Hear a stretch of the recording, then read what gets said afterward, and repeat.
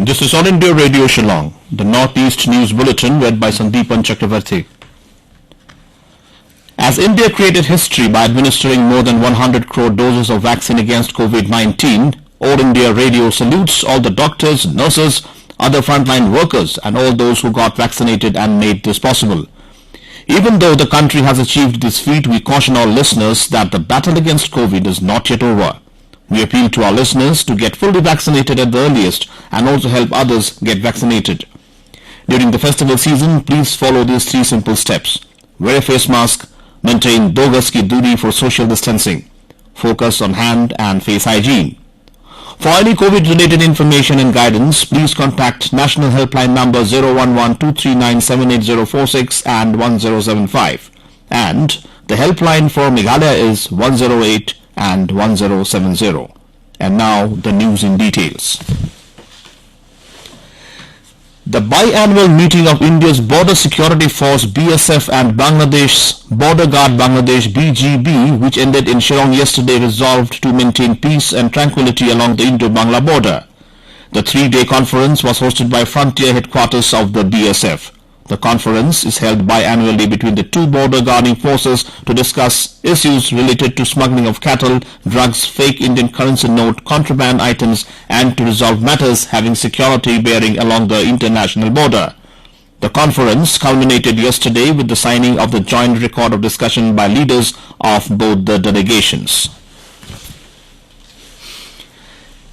Members of the regional committees constituted by Assam and Meghalaya visited at least 4 villages along the interstate boundary of Kamrup and West Khasi Hills districts on Sunday and listened to the aspirations and views of the villages.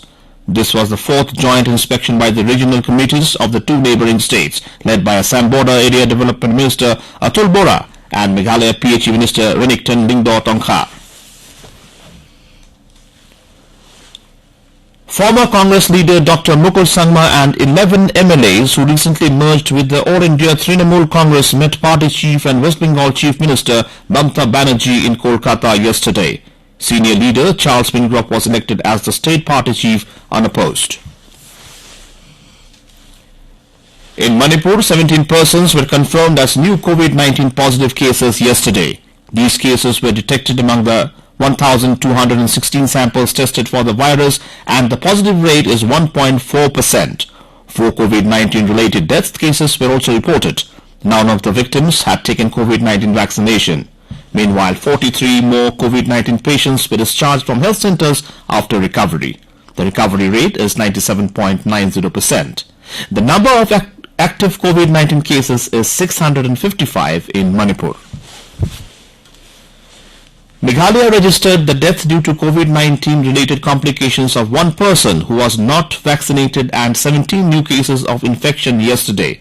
The state, which has 285 active COVID-19 cases, also recorded 32 more recoveries, surging the number of recovered cases to 82,704. Manipur Chief Minister N. Singh presented progress report card of his government's achievements during the last 4 years and 8 months in Imphal yesterday. The report card, titled Transforming Manipur Inclusive Development under BJP-led government, contains a brief account of the various works and initiatives taken by the government.